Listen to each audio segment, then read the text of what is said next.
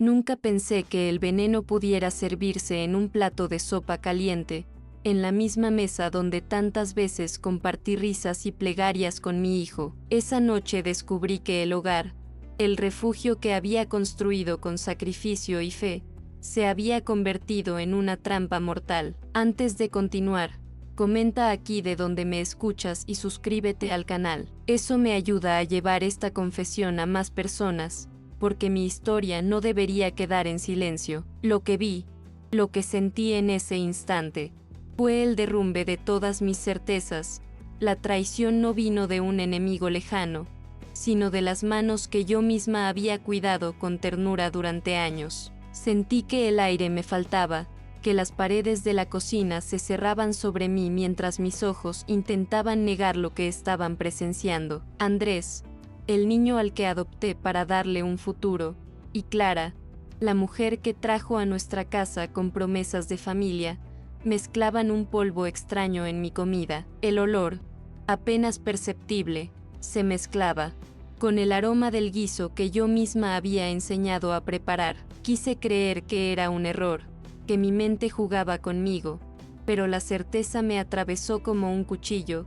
Ellos deseaban mi muerte. Me quedé inmóvil, atrapada entre el miedo y la incredulidad. El sonido de las cucharas chocando contra la olla resonaba como un eco siniestro, cada golpe marcando un compás de amenaza. Mi corazón latía con fuerza, intentando empujarme a huir, pero mis pies estaban clavados al suelo. En un instante, recordé los años de entrega, los sacrificios, las noches de desvelo cuidando de Andrés cuando era apenas un niño. Todo ese amor, todo ese esfuerzo, parecía ahora reducido a un plan macabro, y lo peor era que yo no sabía si tenía la fuerza suficiente para enfrentar esa verdad. Aquel descubrimiento fue como un rayo que parte el cielo en dos. Mi vida se quebró en ese momento, y la confianza que sostenía cada rincón de mi casa desapareció de golpe. Cada mirada de Andrés, cada gesto de Clara, se transformó en una amenaza disfrazada. Supe entonces que ya no podía confiar en nada ni en nadie dentro de esas paredes. Lo que para otros era solo una cocina, para mí se convirtió en un campo de batalla donde debía aprender a sobrevivir en silencio. Y mientras el olor del guiso se impregnaba en mi ropa, comprendí que nada volvería a ser igual. Mi vida antes de aquella noche parecía tranquila, como un río que corre lento entre piedras conocidas. Me despertaba temprano, cuando el primer canto de los pájaros atravesaba las persianas de madera de mi habitación. El aire fresco de Valladolid tenía ese aroma a tierra húmeda y pan recién horneado de la panadería de la esquina. Mi primera acción siempre era encender una vela frente a la imagen de la Virgen en el salón, murmurando una oración por mi hijo y por la paz de nuestro hogar. Ese gesto, repetido día tras día,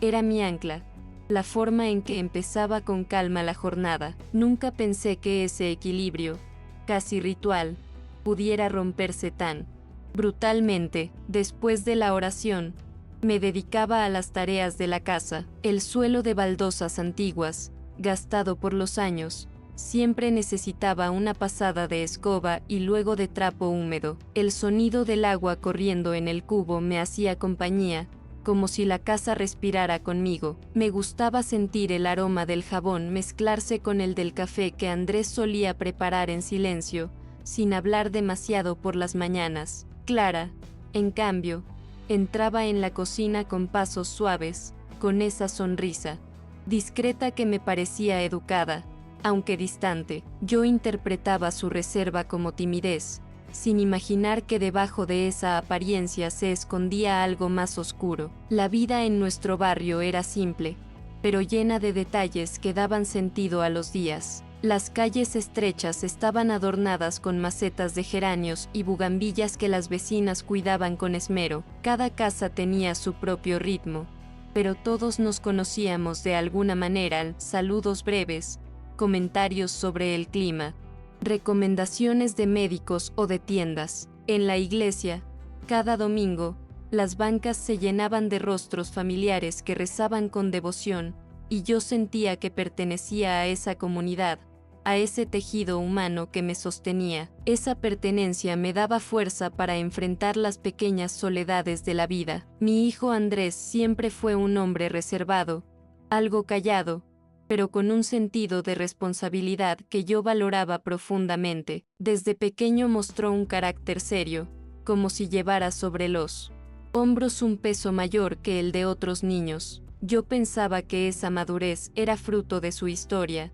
de la herida que lo había acompañado antes de que yo lo adoptara. Nunca me lo dijo directamente, pero yo intuía que dentro de él había cicatrices invisibles que trataba de ocultar con esa forma contenida de vivir. Mi misión fue siempre darle un hogar donde pudiera sentirse en paz. Clara llegó a nuestras vidas como una presencia delicada. Recuerdo la primera vez que la vi, con un vestido sencillo y un peinado recogido, acompañando a Andrés a una misa. Sus gestos eran suaves, su voz baja, y me transmitió la idea de que era una joven de principios, discreta y respetuosa. Al principio, me alegré de que Andrés hubiera encontrado compañía, alguien que pudiera compartir con él esa vida a veces demasiado seria. Con el tiempo, sin embargo, noté que la calidez que yo esperaba nunca terminaba de aparecer. Clara mantenía cierta distancia, una cortesía correcta, pero sin verdadero afecto. La rutina de la casa era una coreografía repetida. Yo preparaba el almuerzo, siempre con recetas tradicionales, lentejas con chorizo, cocido madrileño o tortilla de patatas. Andrés solía llegar del trabajo cansado, dejando su chaqueta en la silla más cercana, mientras Clara lo recibía con un gesto leve. A veces cenábamos juntos, otras veces ellos preferían comer aparte, alegando cansancio o compromisos. Yo lo entendía como parte de la vida moderna, de esa diferencia generacional que me hacía sentir un poco fuera de lugar. Nunca sospeché que ese distanciamiento podía esconder algo más que simple indiferencia. Cada tarde, cuando el sol se inclinaba sobre los tejados de tejas rojas, salía a regar las plantas de mi pequeño balcón. Me gustaba observar cómo las sombras se alargaban en las paredes, cómo los niños jugaban en la calle, y cómo las campanas de la iglesia marcaban la hora. Esos sonidos me recordaban que, a pesar de la soledad de la viudez, seguía formando parte de un mundo vivo. A veces, Clara salía conmigo, pero se mantenía callada, mirando su teléfono o simplemente observando en silencio. Yo trataba de llenar esos silencios con comentarios, aunque rara vez obtenía algo más que respuestas cortas. La fe era mi sostén. En la iglesia encontraba no solo la compañía de Dios, sino también la de otras mujeres que, como yo, habían vivido pérdidas y seguían adelante. Allí compartíamos confidencias en voz baja, nos apoyábamos mutuamente, y tejíamos una red de solidaridad silenciosa. Cada vez que Andrés y Clara se quedaban en casa mientras yo iba a misa, pensaba que era normal, que los jóvenes ya no tenían el mismo apego a la religión. Nunca interpreté esa ausencia como un signo de desconexión más profunda. A menudo,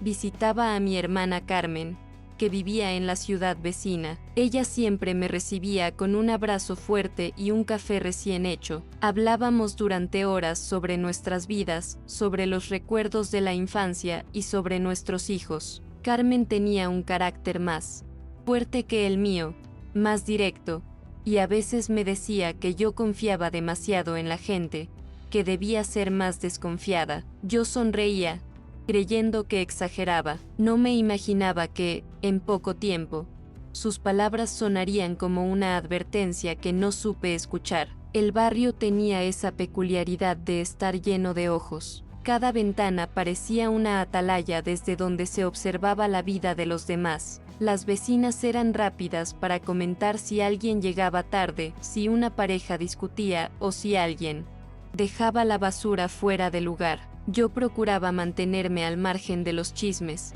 convencida de que lo importante era tener una conciencia tranquila. Me enorgullecía de la imagen que proyectaban, la de una mujer sencilla, creyente y dedicada a su familia. Esa reputación me daba seguridad, como si fuera un escudo invisible. En las mañanas, Mientras preparaba el desayuno, me gustaba escuchar la radio, las noticias, las canciones antiguas y las voces de los locutores me hacían compañía. Era mi manera de estar conectada con el mundo más allá de esas calles estrechas. Andrés solía pasar junto a mí, tomaba un café rápido y salía rumbo al trabajo sin demasiadas palabras. Clara se quedaba un rato más, a veces hojeando revistas o contestando mensajes en su teléfono. Yo veía en ella una juventud distinta a la mía, marcada por la tecnología, por la prisa. Pensaba que simplemente era el signo de los tiempos. Nunca me gustó imponerme en la vida de Andrés. Lo crié con la convicción de que el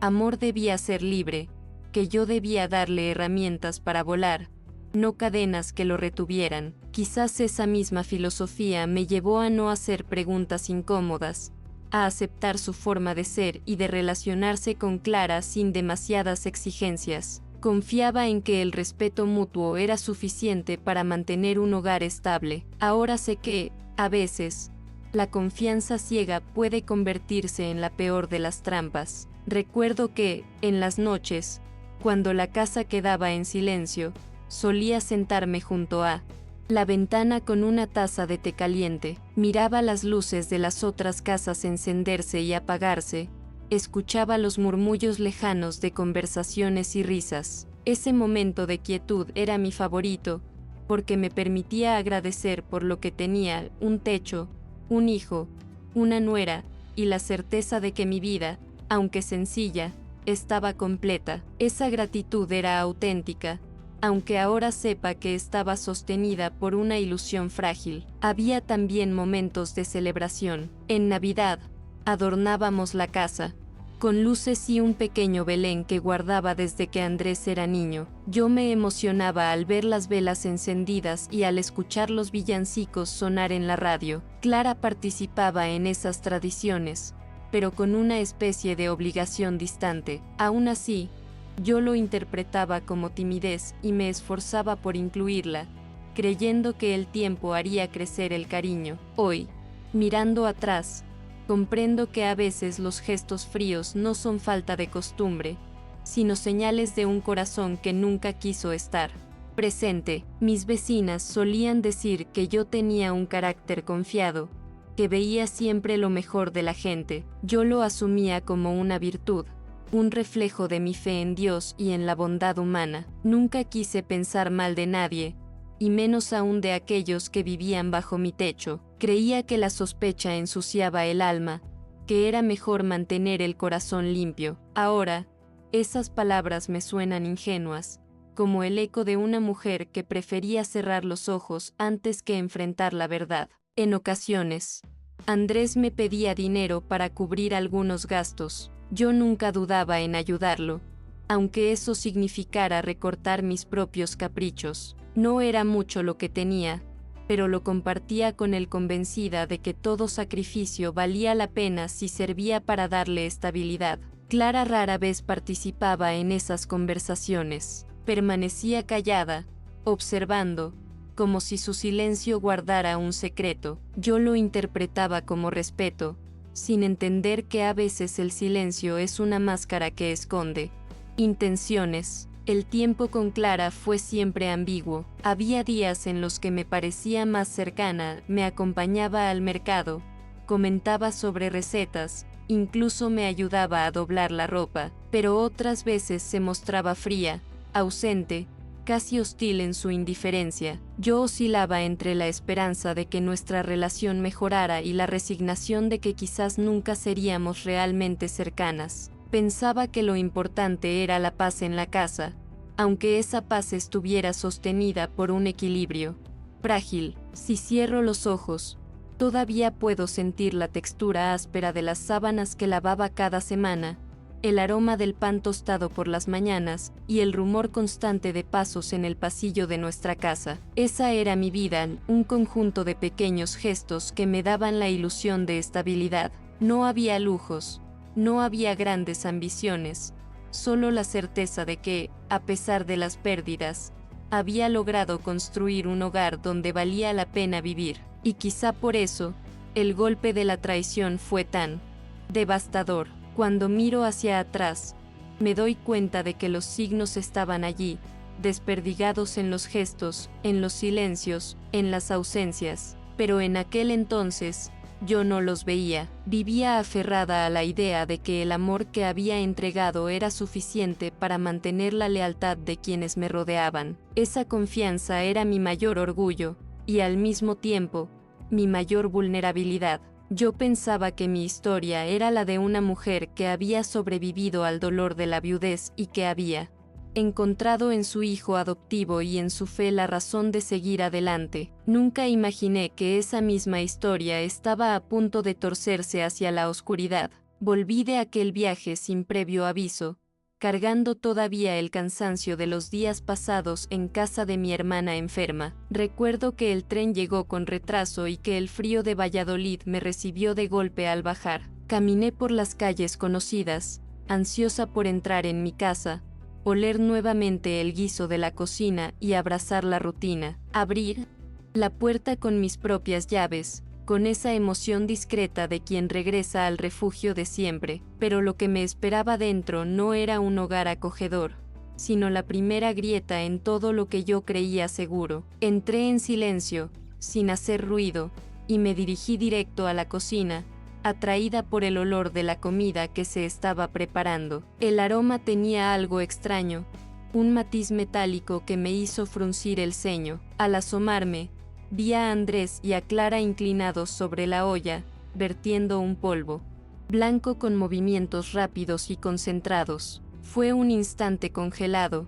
como una fotografía que nunca podré borrar de mi mente. Sentí que el aire se volvía denso, que la cocina entera se transformaba en una trampa. El sonido de la cuchara removiendo aquel guiso me golpeó con una claridad brutal. No eran gestos improvisados, había una coordinación calculada entre ambos, como si lo hubieran ensayado. Clara miraba a Andrés con una complicidad silenciosa, y él asintió con un gesto que me heló la sangre. Era como presenciar un ritual oscuro en el lugar más íntimo de mi vida. Mi corazón comenzó a golpear con fuerza, tratando de advertirme que estaba frente a un peligro inminente, y yo, escondida tras el marco de la puerta, comprendí que no podía dejarme ver. En mi mente se cruzaron recuerdos como relámpagos. Andrés de niño, abrazándome después de una pesadilla. Andrés adolescente, agradeciéndome en silencio los sacrificios que yo hacía para pagarle los estudios.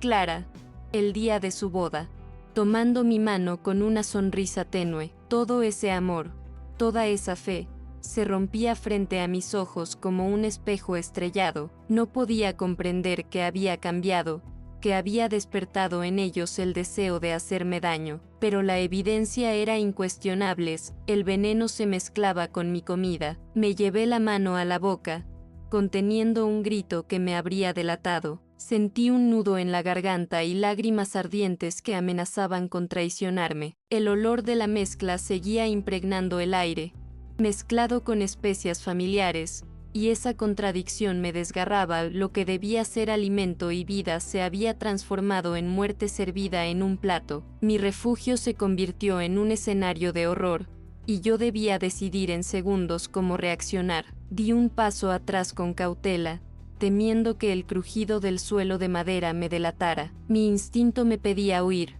salir corriendo hacia la calle, gritar a los vecinos lo que había visto, pero otra parte de mí me obligaba a mantener la calma, a no levantar sospechas. Si ellos descubrían que yo sabía la verdad, quizás no me darían oportunidad de escapar. El miedo me inmovilizó, y me quedé allí, con la respiración contenida, mientras mis pensamientos se convertían en un torbellino. No sé cuánto tiempo permanecí en aquel estado, pero cada segundo fue eterno. Andrés cerró la olla, como si nada pasara, y Clara empezó a ordenar la mesa con una calma escalofriante. Hablaban entre ellos de cosas triviales, de compras y de planes futuros, como si el crimen que acababan de preparar no existiera. Esa normalidad fingida era aún más aterradora que el acto mismo. Fue entonces cuando comprendí que la amenaza no era momentánea, sino parte de un plan cuidadosamente tejido. Con un esfuerzo enorme, Me obligué a retroceder lentamente, alejándome de la cocina antes de que notaran mi presencia. Me refugié en mi habitación, con el corazón desbocado, intentando ordenar mis pensamientos. Lo que había visto no tenía explicación inocente posible. La casa, que yo había construido como un templo de amor, se había convertido en una prisión mortal, y esa certeza, fría y despiadada, marcó el inicio del infierno que estaba por vivir. Desde aquella noche, cada paso que daba dentro de la casa estaba marcado por el miedo. El simple acto de sentarme a la mesa se convirtió en un tormento silencioso. Miraba los platos servidos frente a mí y sentía que cada bocado podía ser el último. Andrés me observaba con ojos aparentemente tranquilos, pero había en su mirada un matiz duro, como de quien espera un resultado. Clara,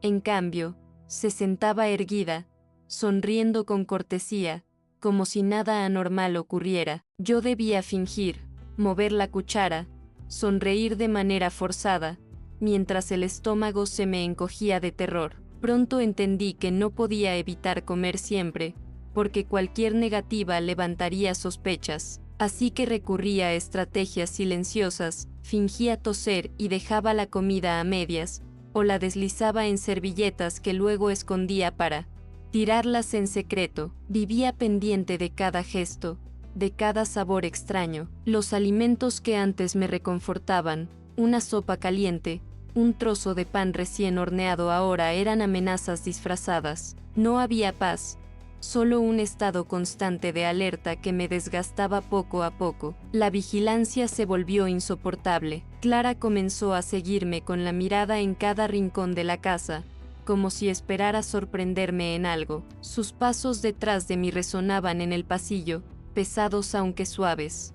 Andrés se mostraba más controlador, preguntaba a qué hora saldría, con quién me vería, cuánto tiempo demoraría. Lo que antes era indiferencia, se transformó en un control sofocante. Yo sentía que cada movimiento estaba medido, que mi vida ya no me pertenecía. Una tarde, mientras fregaba los platos, escuché risas apagadas en el salón. Me acerqué disimuladamente y los vi a ambos hablando en voz baja, riéndose de algo que no alcancé a escuchar. Cuando entré en la habitación, guardaron silencio de golpe, mirándome con expresiones neutras. Esa complicidad hiriente me atravesó como un cuchillo. Comprendí que yo era la intrusa en mi propia casa, el blanco de sus secretos. Mi alma comenzó a llenarse de una mezcla de rabia y tristeza, pero debía disimular, porque mostrar mis emociones era darles poder. Los pequeños gestos se transformaron en humillaciones cotidianas. Clara hacía comentarios sarcásticos disfrazados de bromas. Hay cosas que ya no deberías hacer a tu edad, María Eugenia. Andrés se reía levemente, sin defenderme, como si esas palabras fueran verdades disfrazadas de chistes. Me dejaban esperando en la mesa mientras ellos comían primero, o me entregaban los platos más pequeños, como si mi presencia fuera secundaria. Yo tragaba lágrimas en silencio, recordando que era la misma casa donde un día creí haber construido un hogar lleno de amor. Las noches se volvieron interminables. Me acostaba en la cama, pero no lograba dormir profundamente. Cada crujido de la madera, cada sombra proyectada por las luces de la calle, me hacía saltar de miedo. Llegué a imaginar que podían entrar en mi habitación mientras dormía y terminar lo que habían empezado en la cocina. Así que me acostumbré a dormir con la lámpara encendida y una silla trabando la puerta. Mi descanso era ligero, interrumpido, marcado por un corazón que no dejaba de latir acelerado. El peso emocional comenzó a reflejarse en mi cuerpo. Perdí el apetito y, con él, varios kilos en pocas semanas. Mi rostro se volvió más pálido.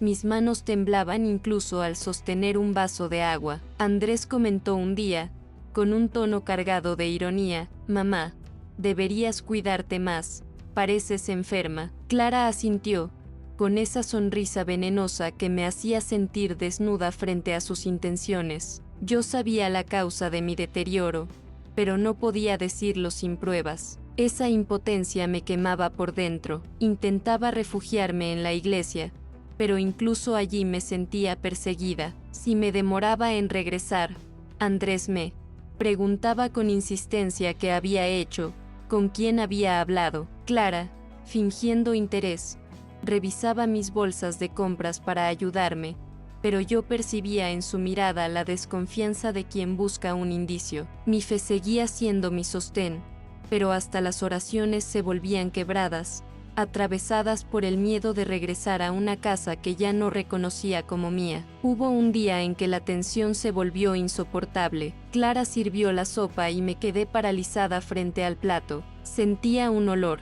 distinto, más amargo, como de hierbas mezcladas con algo químico. Ella me observaba fijamente, sin pestañear, mientras Andrés permanecía en silencio. Yo fingí una sonrisa, tomé la cuchara, pero en el último segundo fingí un mareo y derramé parte sobre la mesa. La expresión de Clara cambió en un instante, de cortesía forzada pasó a un gesto frío, de ira contenida. Supe que mi simulación había despertado sospechas. Desde entonces, comenzaron a apretar más el cerco. Andrés insistía en servirme él mismo la comida, sin darme oportunidad de acercarme a la cocina. Clara me seguía incluso cuando iba al patio a tender la ropa. Yo empecé a sentir que ya no era dueña ni de mis movimientos más simples. Cada rincón de la casa, desde el salón hasta el baño, parecía vigilado por esos ojos que antes me eran familiares y que ahora se habían convertido en mis verdugos. El dolor no era solo físico o emocional, sino también moral. ¿Cómo aceptar que aquel niño al que cuidé con tanto sacrificio ahora quería deshacerse de mí? Recordaba sus primeras navidades, los regalos modestos que le envolvía con amor, sus cumpleaños celebrados con un pastel casero. Yo había dado todo de mí para que no sintiera el abandono de sus primeros años, y ahora me devolvía la vida con una traición que me arrancaba el alma. Esa pregunta, ¿por qué?, me perseguía como un eco interminable. Comencé a confiar en los pequeños gestos de solidaridad que encontraba afuera. Una vecina me preguntó un día si estaba bien, porque me veía más delgada y apagada. Estuve a punto de contarle todo, pero me contuve, temiendo que mis palabras llegaran de algún modo a Andrés y Clara. Aprendí a tragarme las confesiones, a guardar los secretos como un tesoro peligroso. El silencio se convirtió en mi armadura, aunque también en mi cárcel. Los domingos eran los peores. Antes, eran días de misa, de comidas familiares, de conversaciones tranquilas. Ahora eran escenarios de tensión contenida. Clara se mostraba especialmente amable, preparando platos elaborados, casi teatrales. Andrés mantenía la compostura, pero en su silencio yo percibía la espera. Querían verme ceder, comer, caer. La mesa que antes era un símbolo de unión se transformó en un campo minado donde cada cucharada podía significar el fin. Me sorprendí a mí misma evitando los espejos. No soportaba ver en ellos el reflejo de una mujer asustada, con los ojos hundidos y el alma quebrada. Yo siempre había sido fuerte, resiliente ante las pérdidas, pero esta situación me arrancaba la dignidad de forma lenta. Me sentía como una sombra de la mujer que había sido, prisionera en un espacio que ya no era hogar, sino escenario de tortura emocional. El barrio, con su ritmo constante de rumores, parecía ajeno a mi infierno personal. Los vecinos seguían con sus rutinas, saludándome con sonrisas que yo devolvía de forma automática. Nadie imaginaba que detrás de mi puerta se libraba una batalla silenciosa. Aprendí a disimular, a maquillar con palabras sencillas el miedo que me corroía. Era como si llevara una doble vida, la de la mujer tranquila y piadosa en público, y la de la prisionera aterrada en privado. Andrés comenzó a mostrar un tono más áspero en sus palabras. Si tardaba en responderle, me reprochaba con dureza. Si olvidaba algo, me recordaba que ya no era joven y que debía cuidarme más. Eran frases que, bajo la apariencia de preocupación, tenían un filo cruel. Clara reforzaba ese discurso, agregando comentarios sobre lo difícil ¿Qué debía hacer para mí mantenerme sola? Sentía que me estaban empujando hacia un lugar de fragilidad calculada, como si quisieran convencerme de que ya no era capaz de sostenerme por mí misma. Una tarde, mientras hacía la cama, descubrí que alguien había revisado mis cajones. Las ropas estaban desordenadas, los sobres donde guardaba algunos ahorros habían sido movidos de lugar. No me quedaba duda de que buscaban más que mi vida. Deseaban también apropiarse de lo poco que tenía. Esa invasión me llenó de indignación, pero también de un miedo paralizante. Ya no eran solo verdugos silenciosos, eran ladrones de mi intimidad, de mi confianza, de mi dignidad. El desgaste comenzó a quebrar mi salud. Sufría mareos frecuentes, palpitaciones y un cansancio que no lograba explicar. Me preguntaba si tal vez ya habían logrado introducir algo en mi cuerpo sin que me diera cuenta. Cada síntoma era un motivo de sospecha.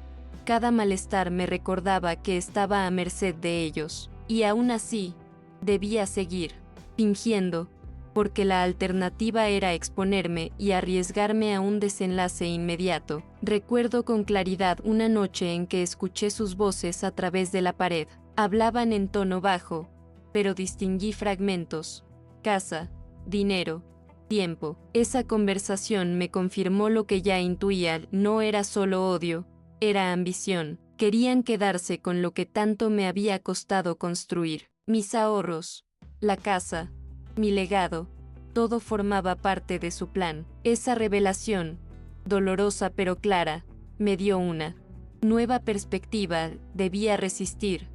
Debía encontrar una salida. La resistencia, sin embargo, tenía un costo alto. Cada día amanecía con la sensación de estar librando una guerra invisible. Mi fe se convertía en un diálogo desesperado con Dios, pidiéndole fuerzas para soportar y sabiduría para actuar. A veces sentía que mi oración se perdía en el vacío, pero otras encontraba un destello de calma que me mantenía en pie. Esa dualidad me acompañaba en cada respiro, la desesperanza y la esperanza, entrelazadas como dos hilos inseparables. Empecé a escribir pequeños apuntes en un cuaderno escondido. No eran diarios completos, sino frases sueltas, palabras clave, detalles que podrían servir como pruebas si alguna vez lograba pedir ayuda. Escribía con letra temblorosa, siempre con el temor de que lo encontraran. Ese cuaderno se volvió mi aliado secreto, la manera de darle forma al horror que estaba viviendo. Cada palabra escrita era un acto de resistencia silenciosa. Clara notó mi creciente debilidad y empezó a mostrar una especie de compasión falsa. Me ofrecía tazas de té que yo rechazaba con excusas. Sus ojos brillaban con una mezcla de impaciencia y triunfo, como si ya estuviera celebrando una victoria anticipada. Esa crueldad disfrazada de cuidado era quizás lo más doloroso, la certeza de que mi sufrimiento era parte de su satisfacción. Andrés, en cambio, parecía dividido. Había momentos en los que lo veía pensativo, con un rastro de duda en el rostro. Me preguntaba si aún quedaba en él una chispa del niño que alguna vez me abrazó con ternura, pero esa chispa nunca se transformaba en gesto, nunca se convertía en un acto de protección. Su silencio lo volvía cómplice absoluto, y ese silencio era más cruel que cualquier palabra. La tensión alcanzó un punto en el que mi cuerpo comenzó a fallar. Una mañana, al levantarme, sentí que las piernas no me respondían del todo. Me sostuve en la pared, respirando con dificultad. Clara apareció en la puerta con una sonrisa fría, y me dijo: «Debes descansar más, María Eugenia». Esa frase, pronunciada con un tono de falsa preocupación, fue como un cuchillo girando en la herida. Comprendí que estaban esperando mi caída, que la paciencia era parte de su estrategia. El miedo se mezclaba con una creciente rabia. Yo no podía permitir que mi historia terminara así, como un susurro apagado en manos de quienes debían haber sido mi familia. Empecé a pensar en alternativas, en pequeñas salidas que me permitieran sobrevivir, pero cada plan se estrellaba contra el muro de la vigilancia constante. Era como vivir en una prisión sin barrotes, donde mis carceleros usaban la rutina y la normalidad como sus armas. Mis fuerzas físicas disminuían,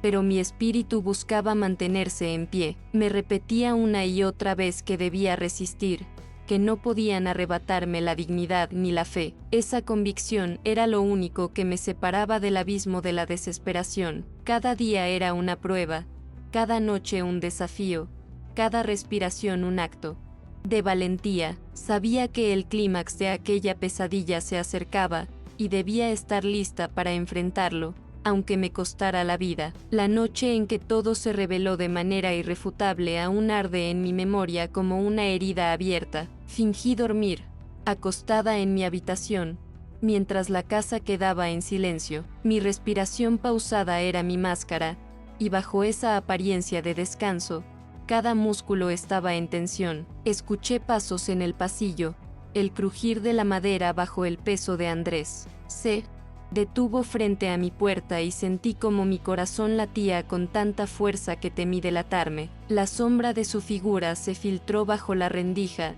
inmóvil, como si confirmara que yo ya estaba entregada al sueño. Fue en ese instante cuando comprendí que no solo querían envenenarme, también vigilaban cada instante de mi vida, esperando el momento propicio para consumar su plan. Desde la penumbra de mi cama, oí el murmullo de sus voces en la cocina. Clara hablaba con un tono frío, calculador, muy distinto de la dulzura que fingía frente a mí. Mañana será el día, Andrés, dijo con seguridad. Ella ya sospecha, no podemos esperar más. Si duda, si cuenta algo, lo perdemos todo. Mi hijo guardó silencio por unos segundos, y el silencio fue más aterrador que cualquier palabra. Luego lo escuché asentir: está bien, con la sopa no fallará. Sentí como mi cuerpo entero se estremecía. No eran simples suposiciones ni miedos de madre aprensiva, eran planes concretos,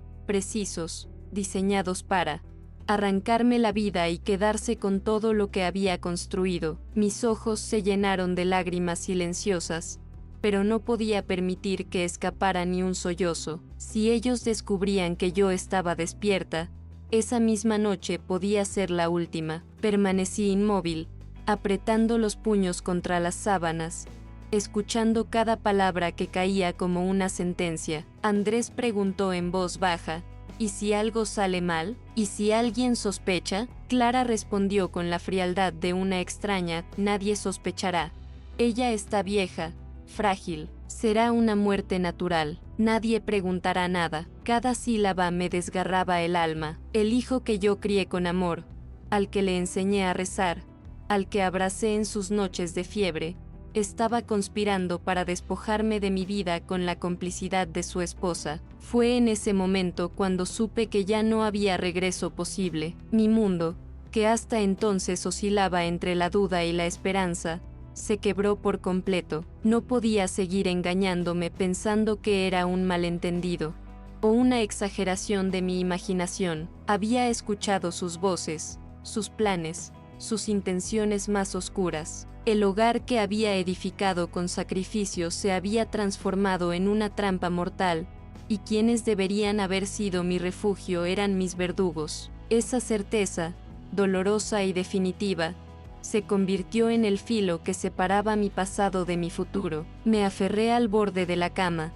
temblando, mientras mi mente trabajaba a una velocidad frenética. ¿Cómo huir sin que sospecharan? ¿Cómo pedir ayuda en un barrio donde las paredes escuchaban, pero nadie se atrevía a intervenir? Cualquier error podía costarme la vida. La fe que siempre me había sostenido se volvió un refugio silencioso en ese instante. Recité mentalmente una oración, no para pedir milagros, sino para no perder la cordura. En medio del miedo, descubrí una fuerza desconocida. No era solo cuestión de sobrevivir, era cuestión de enfrentar la verdad con valentía. De repente, escuché que Clara bajaba aún más la voz. Cuando ella muera, venderemos la casa. Con ese dinero, podremos empezar de nuevo, lejos de aquí. Andrés respondió: sí, pero la policía siempre investiga. Necesitamos deshacernos de todo rápido. Esa frase fue la estocada final. Ya no era un crimen de impulso,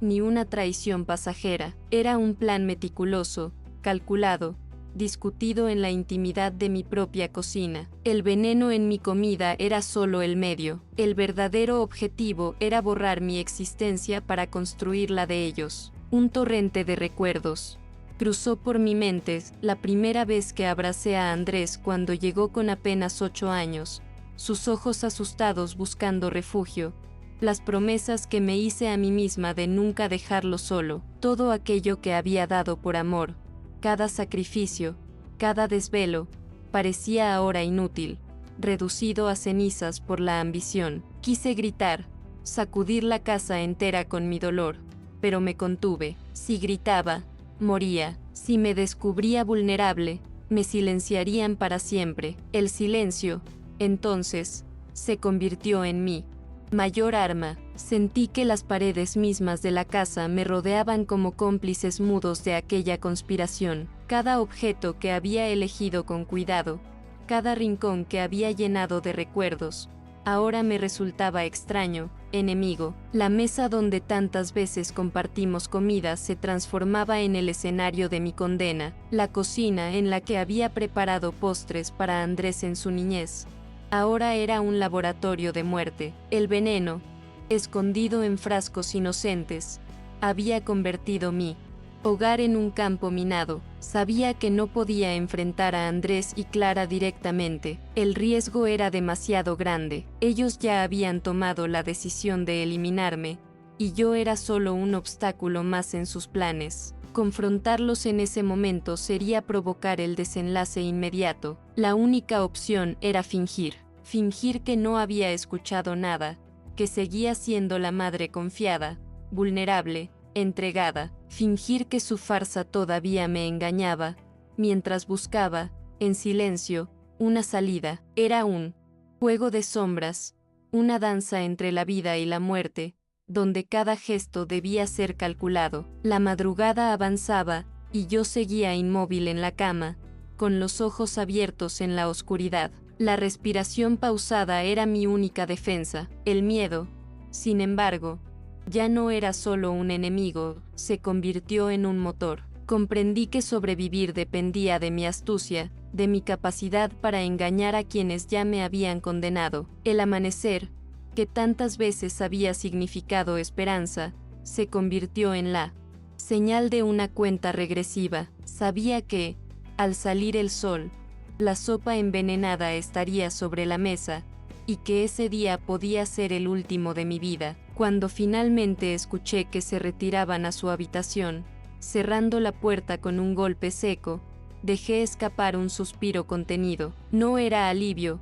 era la confirmación de que la batalla recién comenzaba. Mis manos aún temblaban, pero mi corazón latía con una determinación nueva. El punto de no retorno había llegado. No podía volver a confiar, no podía dudar, no podía esperar. El destino se decidiría en los días siguientes, y yo, aunque rota por dentro, debía convertirme en mi propia protectora. Me prometí a mí misma que no permitiría que me destruyeran sin luchar, no después de todo lo que había soportado en la vida, no después de haber sobrevivido a la viudez y a la soledad. Si había criado a un hijo, si había mantenido un hogar en pie durante décadas, también tendría la fuerza de resistir esta traición. En ese instante, sola en la oscuridad, tomé la decisión que cambiaría el rumbo de todo. Fingiría, resistiría y buscaría aliados en silencio, pero jamás volvería a mirar a Andrés y a Clara con los mismos ojos. La inocencia había muerto, y en su lugar había nacido una mujer dispuesta a luchar por su vida. Amán seguinte llegó con un frío que parecía arrastrar consigo cada sombra de la noche anterior. Me levanté con cuidado, evitando hacer ruido, y revisé que nadie me estuviera observando. La casa seguía su rutina falsa, con Andrés y Clara aparentando normalidad. Era un teatro macabro, pero yo ya no era la misma mujer asustada de la noche anterior. Sentí una claridad inesperada. Debía actuar, reunir pruebas y buscar ayuda antes de que su plan se consumara. Cada paso que daba estaba calculado, como si danzara sobre un filo invisible entre la vida y la muerte. Con mi cuaderno secreto, empecé a anotar todo lo que había escuchado y observado, horarios, comentarios, gestos sospechosos. Sabía que debía ser meticulosa. Cualquier error podría ponerme en peligro inmediato. Guardé el cuaderno en un bolsillo interior de mi bata, como un tesoro silencioso y peligroso a la vez. Luego, aproveché la salida de Andrés y Clara al supermercado para enviar discretamente un mensaje a una vecina de confianza, explicándole la situación sin revelar demasiado, pero dejando claro que necesitaba intervención urgente. Mi vecina respondió rápidamente, llegando a la casa bajo pretexto de una visita casual. Mientras estaba allí,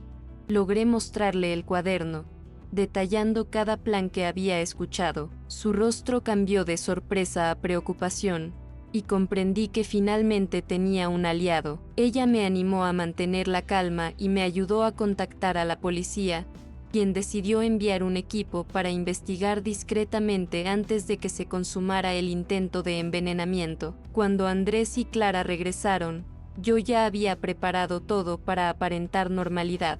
Les sonreí con la misma serenidad que antes, fingiendo ignorancia, mientras mi corazón latía acelerado por dentro. No podía permitir que notaran que había tomado la delantera. La paciencia y la discreción se volvieron mis armas más poderosas. Cada gesto debía ser controlado, cada palabra, cuidadosamente medida. Aunque sentía rabia y dolor, sabía que la prudencia era mi mejor aliado. Poco después, la policía llegó discretamente y comenzó a recoger pruebas. Andrés y Clara fueron sorprendidos mientras manipulaban nuevamente la comida, lo que confirmó sus intenciones. Verlos detenidos fue un alivio mezcla de dolor y justicia. Mi hogar había sido traicionado, pero ahora el peligro inmediato había desaparecido. La sensación de control que ellos habían ejercido sobre mí durante semanas se disolvió en un instante. Mi corazón aún temblaba, pero la vida parecía recuperar un poco de su curso. El vacío emocional era profundo. Me senté en la cocina, el lugar que había visto transformarse en escenario de amenaza, y lloré sin control. Cada lágrima era un duelo por la traición, por la pérdida de la ilusión, por la decepción de quien creí mi hijo. Pero entre las lágrimas también surgió un sentimiento de liberación. Había sobrevivido. Había actuado con astucia y valentía. Comprendí que la maternidad no garantiza gratitud, y que incluso el amor más puro puede convertirse en vulnerabilidad si no se acompaña de cautela. Con el tiempo, empecé a reconstruir mi vida con los cimientos de la resiliencia y la autoafirmación. Recuperé mi rutina, adaptada a un entorno donde mi seguridad era prioridad.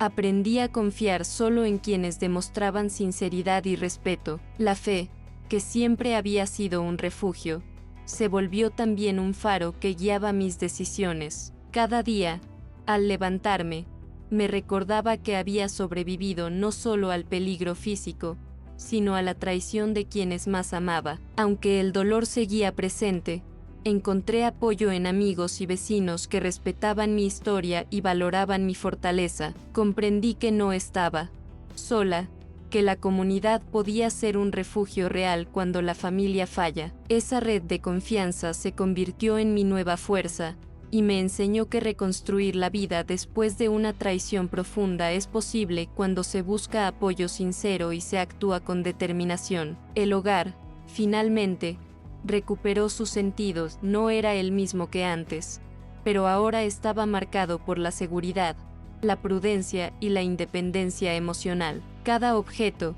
cada rincón, llevaba la memoria de lo vivido, pero también la esperanza de lo que aún podía construirse. Aprendí a vivir de nuevo, más fuerte y consciente, sabiendo que mi historia no terminaría en el miedo, sino en la supervivencia y el aprendizaje profundo de la vida. Mientras escribo estas palabras, comprendo que el amor puede ser un riesgo, pero la fortaleza interior es la clave para sobrevivir y renacer. He aprendido que incluso en la traición más dolorosa, existe la posibilidad de transformar el sufrimiento en resiliencia. Mi vida sigue, distinta, pero llena de fuerza y esperanza. Historias como esta no pueden más quedar en silencio. Compartirlas es un acto de justicia y de memoria.